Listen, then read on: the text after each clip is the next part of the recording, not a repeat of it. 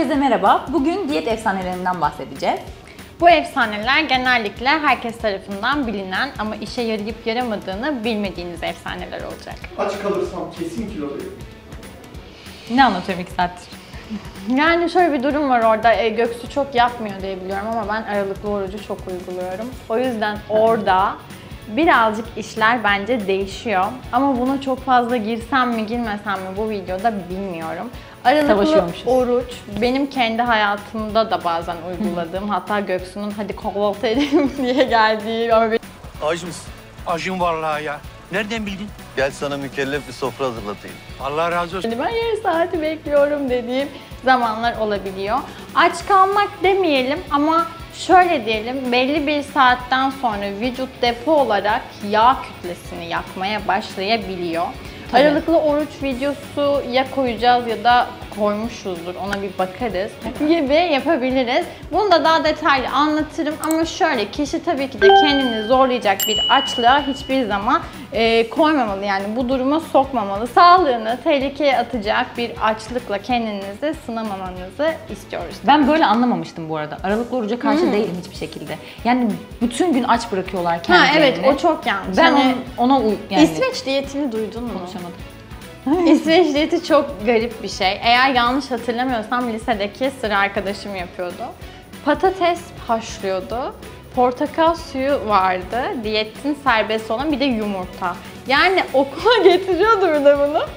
Bir gün bu beni aradı, ben hastanedeyim falan, neden dedim, bayılmış meğerse. Bir de bayıl istiyorsan Feriha.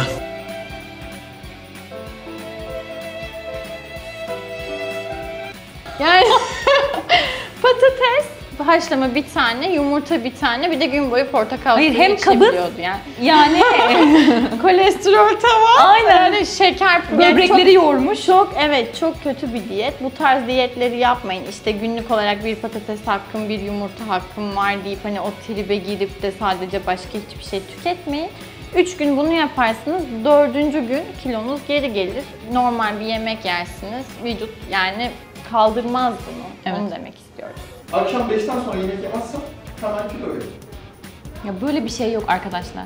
Ya bir daha söylüyorum, böyle bir şey yok. Buna ben de katılmıyorum. Şöyle katılmıyorum. Sindirim ne kadar saatte sürüyordur sence ortalama? Ben şöyle diyorum hep. 2,5-3 saat. Yani yatmadan 3 saat önce beslenmeyi kesmiş olursanız istediğiniz saatte yiyebilirsiniz. Ben de bunu düşünüyorum ama bir noktada da şöyle de bir şey olduğuna hafiften inanmıyor değilim. Sabah ilk uyandığımızda metabolizma hızlı çalışıyor. Geç saatleri ve yoruldukça yavaşlamaya başlıyor. Yani burada Göksu da ben de eminim böyle düşündüğüne şunu demiyoruz. Gece sen 4'te mi yatıyorsun? Yani sabaha karşı 4'te mi yatıyorsun? 12'de bir Big Mac ye, uyu demiyoruz. Kesinlikle. Çok acıktın. O saatlerden sonra hafif şeyler tüketirsen, hani yemeyeyim aman kilo alacağım diye bir tribe girmene gerek yok. Ama çok acıktın ve uyumana daha 2-3 saat var.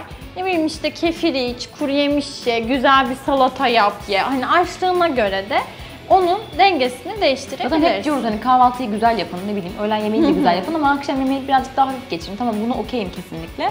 Ama yani 5'ten sonra hiçbir şey yemeyeceğim, böyle bir şey yok yani. Ay benim babaannem bir şey söylerdi. Şimdi onu söylemek istiyorum. Geliyor. Sana bak.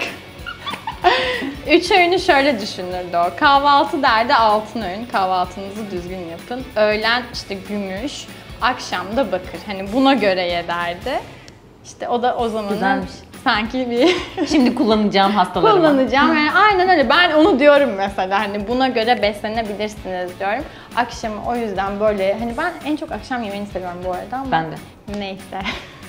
Devam edelim. Küçük tabak kullanarak porsiyon kontrolü yaparsam kilo veririm. Evet. Yani şöyle, evet. Esma da bunu çok söyler. Hatta porsiyon kontrolü yapar. Porsiyon. Ya görsel olarak da bir hani bir mesaj göndermek olabilir küçük tabakla. Hatta Esma şey diyor, mavi tabak ve küçük porsiyon. Aynen. Diyor. Mantıklı, işe yaradığını gördüm. Bizde de öyle. Bazen az yemek istediğimizde öğlen küçük tabağı alıyoruz biz de. Değişik yani, hani o da şöyle, size iyi geliyorsa, bu düşünceye katılıyorsanız uygulayın. Aynen. Ama yani kesin bir şey yok bence bunun. Ya tamamen psikolojik bence gerçekten. Kesinlikle. Küçük bir tabağa biraz bile koysanız da büyük görünecek. Daha çabuk doyabilirsiniz. Yani önce bir göz doygunluğu diyoruz Evet, ya. çok önemli o. Aynen. Yani bence de önemli. Ben yemeği çok seven biriyim. O yüzden genelde böyle tercihler yapabiliyorum. Devam edelim. Yağsız beslenirsen kilo verir. Yağsız beslenmemen imkansız. Yani. Bir de şöyle diyorlar çok.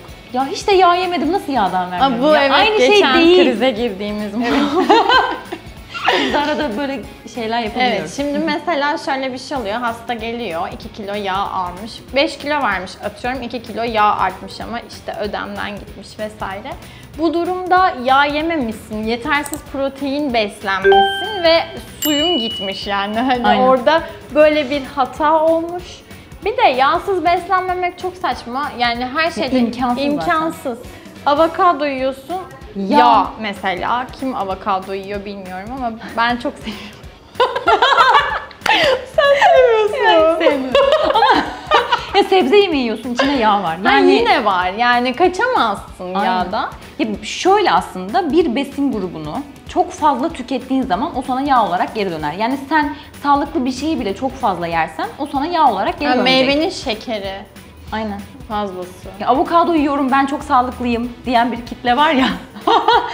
Evet arkadaşlar, elimde şu anda görmüş olduğunuz meyve anakonda. Anakamano. Neydi? Avokado. Mesela bir avokado yersen her gün tabii ki de kilo alırsın ve Evet, yağdan alırsın. doğru Yani demek söylüyorsun. istediğimiz aslında bu. Hani porsiyon kontrolü kesinlikle. Bir de diyettesin, bir badem de mi yemedin dersin yani Aynen. eve ne alayım dersin. Hani öyle olur ya da kuru yemiş işte Aynen, bir şey. aynen öyle. Onlarda bile sağlıklı yağ var. Zaten bu kuru yemiş çok ince bir çizgi ve çok tehlikeli. Kuru yemiş yiyoruz. Herkes hani paketten fazla kaçıyor. Sağlıklı beslendim sanıyorsunuz ama oradan da bir kilo geliyor değil Tabii. mi?